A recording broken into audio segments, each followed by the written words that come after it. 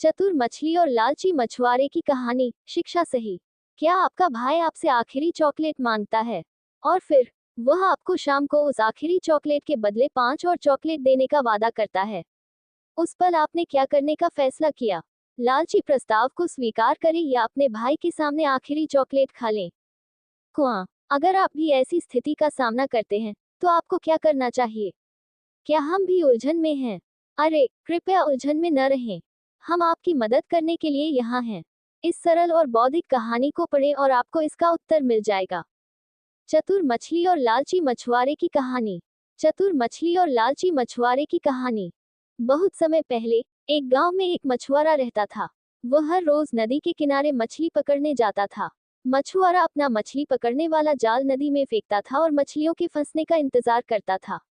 बाद में वह उन्हें बाजार में बेचकर पैसे कमाता था। वह वही दिनचर्या अपनाता था। लेकिन एक दिन जब वह नदी में मछली पकड़ रहा था और बहुत देर तक किसी मछली के फंसने का इंतजार कर रहा था, तो उसे एक अनोखी चीज देखकर आश्चर्य हुआ। जब उसने जाल निकाला तो उसने देखा कि उसमें एक बहुत छोटी मछली फंसी हुई है। वह थोड़ा परेशान हो गया। जब छोटी मछली ने मछुआरे का उदास चेहरा देखा तो उसने अपनी जान बचाने के लिए एक योजना बनाई। उसने विनती की, प्यारे मछुआरे, मुझे मत उतारो, मैं बहुत छोटी हूँ। लेकिन मछुआरे पर इसका कोई असर नहीं हुआ। वह जाल खींचता रहा। मछली ने फिर विनती की, ओह बेचारे मछुआरे, मुझे तुम्हारे लिए बहुत दुख हो रहा है। तुमने बहुत लंबे समय तक इंतजार किया और तुम्हें सिर्फ मैं ही मिली।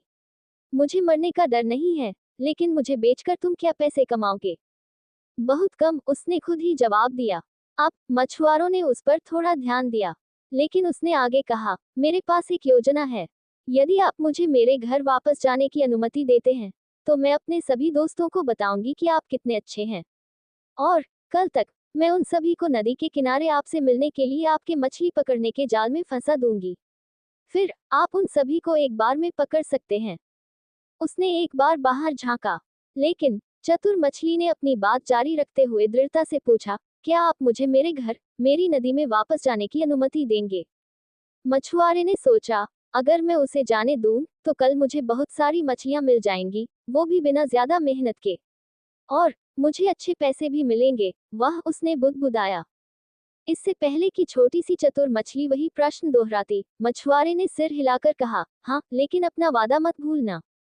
हुर्रे, मैं अपने घर वापस जा रही हूँ, उसने कहा। मछुआरे ने खुशी खुशी छोटी मछली को पानी में छोड़ दिया। लेकिन आगे क्या हुआ? क्या उसने अपना वादा निभाया? अगले दिन जब मछुआरा नदी के किनारे गया और उस छोटी मछली को उत्सुकता से देखने लगा, तो उसे कुछ नहीं मिला। मछली बाहर नहीं आई। कहानी की नीति। लालची मछुआरे और चतुर मछली की कहानी हमें बहुत महत्वपूर्ण सबक सिखाती है। ये निम्नलिखित हैं।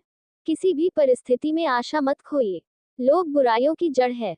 सबसे पहले प्रश्न का उत्तर, तो क्या तुम अपनी आखिरी चॉकलेट हमारे भाई को दोगे?